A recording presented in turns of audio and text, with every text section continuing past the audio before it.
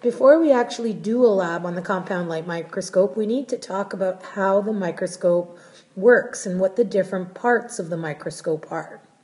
So the image on the screen is an older compound light microscope, and I'll show you what I mean later by adding another image, why it is considered to be older. But we're going to go through the different parts of the microscope here, and all of these are in the iBook, as is their function. Now, one of the first things you need to understand is how to hold the microscope. When you're transporting the microscope from one place to another, you need to hold it with two hands, by the way, with the arm, which is this guy, the arm right here. So one hand wraps around the actual arm. I know, my hand is ugly. And then the other hand comes down on the base and holds the underneath. You do not walk around holding the microscope with only one hand. That's a big no-no. Now, let's talk about the different parts of the microscope. We're going to be dealing with the compound light microscope, the CLM. We're going to start off by where we put our eye. And our eye goes into the ocular. This is where we look through with one eye. And it's really important to keep both eyes open while you're looking through the ocular, even though you're only seeing through one eye. If you have a hard time with that, just put your hand over the eye you're not looking, because your eyes are more powerful when both of them are actually open at the same time. And inside the ocular is an actual lens. There's a lens of glass here that in our actual microscopes has a power just by itself of magnifying things 10 times.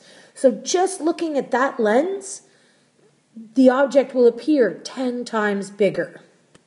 And what happens here is as we look through inside, this is called the body tube.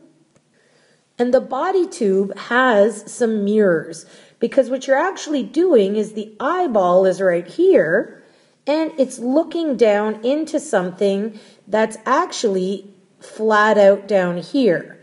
And in order for that to actually happen, you have to use the power of mirrors to deflect and reflect the actual image you're seeing.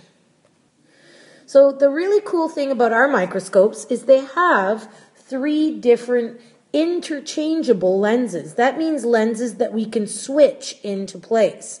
And the lenses are found in these 3 little objects that stick onto this revolving nose piece. The revolving nose piece, you can actually turn it. And you can feel, when you're turning it, you can feel the different objectives clicking into place. Now, the objectives are very interesting, and if you look at the objectives on your microscopes, you'll see that they're very different sizes.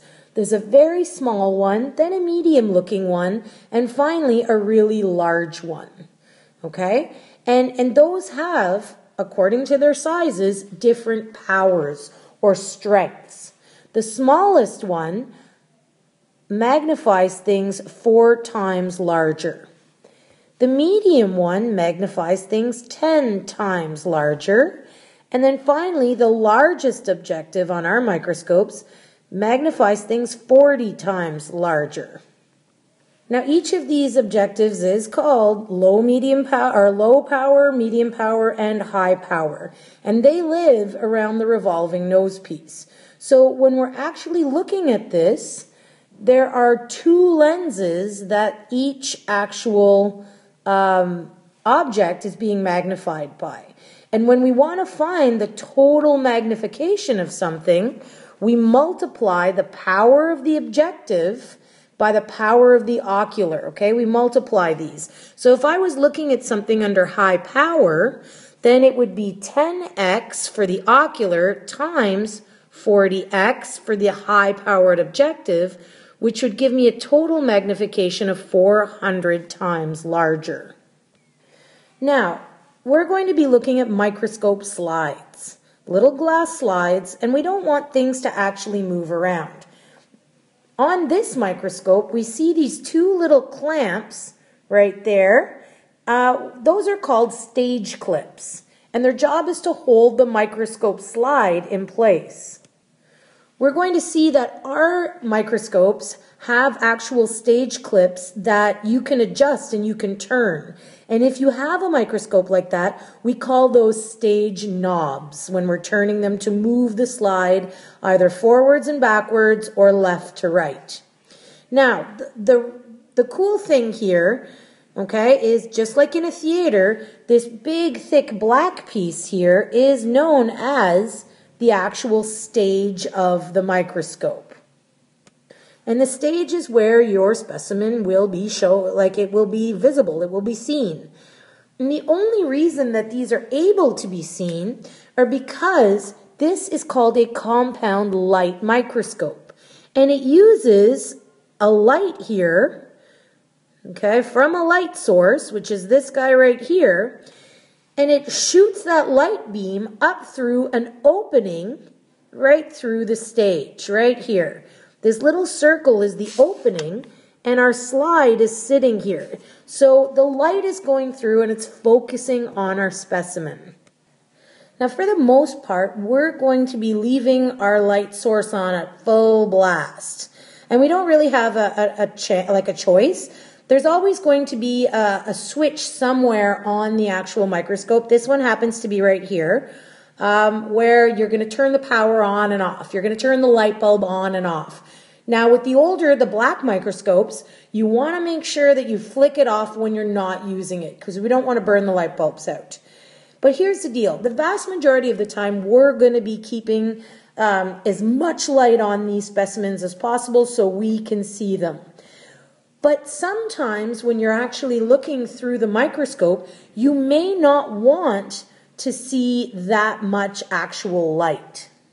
So we can actually figure out how to manipulate the amount of light by this actual part on the microscope known as the diaphragm. And you can see that it's got a little switch right here, and the switch can actually be moved from side to side. And what it does is it makes an opening that's very small, or it can make it very large, and it kind of zeroes in, and then it goes all the way back when you want it to be big. Okay? So this is the larger the diaphragm is, the more light goes through. Now we get to the actual part of focusing the object. And there are two knobs for that. Sometimes, okay, there's always going to be a really big knob right here. And sometimes the little knob is actually an extension outside of, in the middle of the big knob. Sometimes it's all by itself. So we've got a little bit of both. You'll see the difference between the two. The two knobs do very different things. The first knob we always use is the big guy right here. X marks the spot. That knob is called the coarse adjustment. And what the coarse adjustment does is it takes the stage here and it moves it up and down. It does both of these things. And that's always going to be the first thing you do on low power. Once you've focused and centered your object under low power, once the image gets really sharp, you're then going to turn the revolving nose piece until you get to the 10x objective, or the medium power objective. In that case, the objective is going to be really close to the actual slide. So you're not allowed to use coarse adjustment on medium power and high power. This is where you're going to use your fine adjustment. So it's like really coarse tuning and then really fine tuning your image, making it nice and sharp. Because microscopes are what we call parfocal, and I'm going to talk about that in the next video. And then finally, we've got the actual support of the whole microscope, and that's simply called the base. Next video, we'll talk about how the microscope works and how we have to actually, do certain things to figure out how to see something.